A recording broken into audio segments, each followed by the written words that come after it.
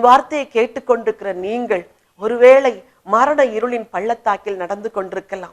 உங்கள் குடும்பத்தில் உள்ள யாரோ ஒருவர் வியாதிப்பட்டது நிமித்தம் ஒவ்வொரு நாளும் மரண பயத்தில் நீங்கள் பீடிக்கப்பட்டு போயிருக்கலாம்.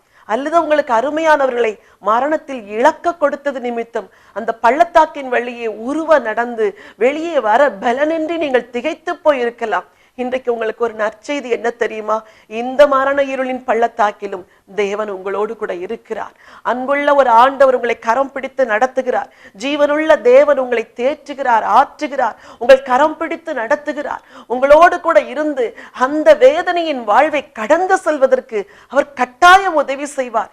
இதுதான் இன்றைக்கு உங்கள் நம்பிக்கையா இருக்க வேண்டும். நீங்களும் கூட சங்கீதக்காரனை போல வாயை திறந்து சொல்லலாம், தேவரீர் என்னோடு கூட இருக்கிறேன், உமது கோலும் உமது தடியும் என்னை தேற்றும் என்று. நீங்கள் தைரியம் கொண்டு விசுவாச அறிக்கையிடுங்கள். ஆண்டவர் என்னோடு கூட இருக்கிறார்.